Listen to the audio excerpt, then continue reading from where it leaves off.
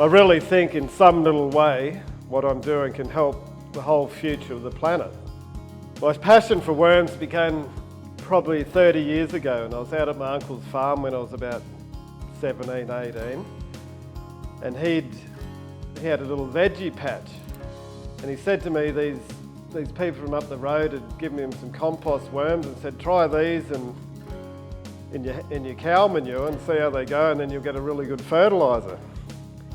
Anyway, he did this, and I was away at school, and I came back and he said, look at the veggies, and there was tomatoes and lettuce and carrots and everything, just unbelievable. And he said, that's from the worm casting. It was always in the back of my mind. I always thought, one day I might try this. I didn't even know there was worm farms or anything like that. I studied aquaculture, and I came up to North Queensland, and one day the light bulb went off and I thought, I'm going to try these worms. I think soil health is so important, especially now. We're using a lot of chemicals and fertilisers, and I just look out here at the rainforest and it's just beautiful and pristine, and they haven't got an ounce of fertiliser in their whole life for thousands of years. They're green, they're lush, they glow with energy, and we've cleared this rainforest. And it gets to a stage where that organic matter and the biology in the soil is used up and it's not working properly. It's all in an imbalance, and I think this is a way of helping that, back to a more natural way of farming. The greatest benefit of the worm juice is it's a completely biological product, and this has got basically everything. It's got the microbes, it's got the minerals, it's got the plant growth hormones, it stimulates plant growth, it adds a bit of nutrition. And what we're trying to do with this worm juice is stimulate root growth. We're not stimulating the big stem and grass, we want the roots, because underneath the soil is where the action happens. That's what runs the whole plant system. You look at the rainforest, as I said before, they get it all from the roots, and because the whole thing's cycling, the biology in there is cycling, it's working together with the roots, and it helps the whole system to power.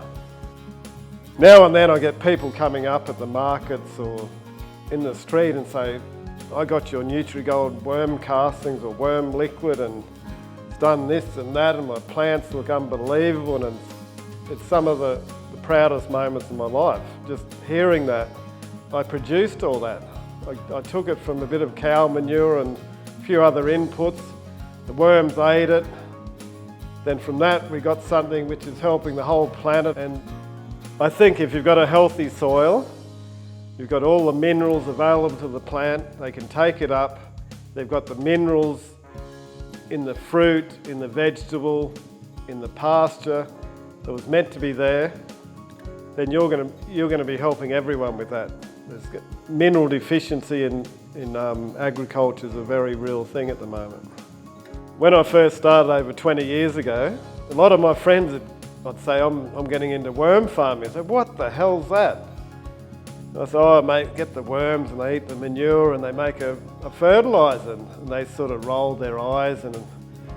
But I kept going and these same people are coming up now and wanting to buy the stuff. So they're actually saying to me, that's good shit, Glenn. I really think a key to this carbon crisis we've got now is the soils. And basically what we're doing with the worm juice and the other products is trying to grow roots. And when you grow roots in the soil, that's the best way to store carbon. I love driving past paddocks and looking in and seeing the legumes and the grass, and you can just look at it and you can see the colour, and you know there's a healthy soil under that. That's why it's growing like that. It's something we need for the future. We need our agricultural land, we need productive land, and I'd love to see more of it.